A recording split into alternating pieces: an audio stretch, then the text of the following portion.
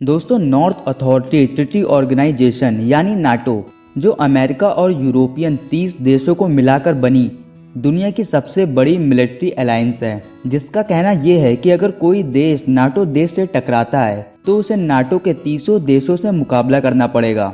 लेकिन इसके बाद भी अकेला रशिया पूरे नाटो को आग दिखाने से नहीं डरता है और रशिया यूक्रेन युद्ध के दौरान जिस तरह भारत, चीन और रशिया ने दुनिया भर के दबाव के बावजूद एक तालमेल दिखाया है, जिसे देखकर पूरी दुनिया हैरान है। क्योंकि दुनिया के दूसरे, तीसरे और चौथे सबसे शक्तिशाली देश अगर एक ही तरफ आ गए तो ये नाटो से भी ज्यादा खतरनाक साबित हो सकते हैं। अब आगे नाटो के खिलाफ क्या ये तीनों देश आपस में मिलकर लड़ेंगे? इस बात की संभावना को ना तो एक्सेप्ट किया जा सकता है और ना ही नकारा जा सकता है। इसीलिए आज की इस वीडियो में हम ये जानेंगे कि नाटो भारत, चीन और रशिया के सामने कितनी देर टिक पाएगा। Comparison NATO versus India, Russia and China. Total military personnels की बात की जाए तो नाटो के सभी देशों की कुल मिलिट्री फोर्स 54 लाख के करीब है, तो वहीं इन तीनों ही देशों की कुल मिलिट्री फोर्स 70 लाख से भी ज्यादा है। और अगर इसमें इंडिया की पैरा मिलिट्री फोर्स की संख्या जोड़ दी जाए तो वो संख्या 90 लाख से भी ज्यादा हो जाएगी। फिर आते हैं टोटल मिलिट्री एयरक्राफ्ट। नाटो के पास 20,700 हर तरह के एयरक्राफ्ट हैं और वहीं इन तीनों देशों के पास 9,700 से अधिक हर तरह के एयरक्राफ्ट हैं। अगर इनके फाइटर प्लेन की बात करें तो नाटो के पास 3,500 से ज्यादा हैं और इन तीनों देशों के पास 2,470 के आसपास हैं। ग्राउंड अटैक एयरक्राफ्ट की बात करें तो नाटो के पास 1,048 है और रशिया, इंडिया, चाइना के पास 1,230 से भी ज्यादा हैं।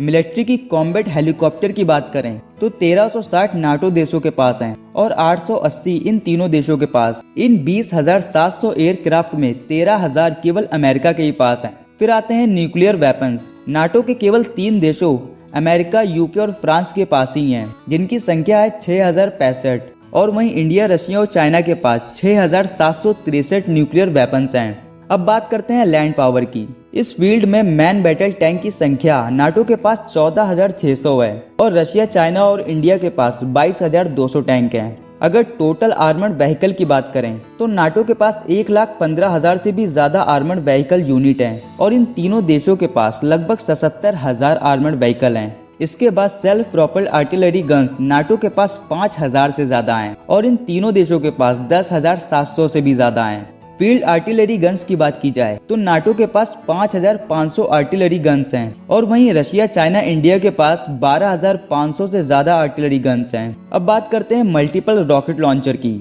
जिनकी संख्या नाटो के पास 2,800 यूनिट है, तो वहीं रशिया, चाइना, इंडिया के पास 7,800 यूनिट है।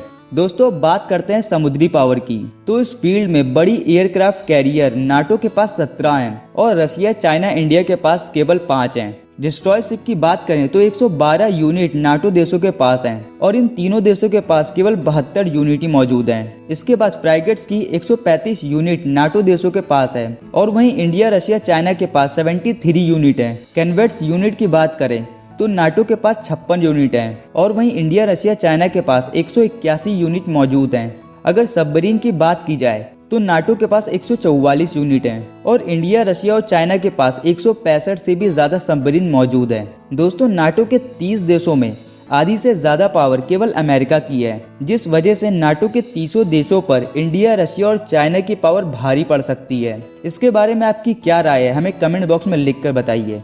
आज के लिए इतना ही, मिलते हैं अगली वीडियो में। Thank you for watching.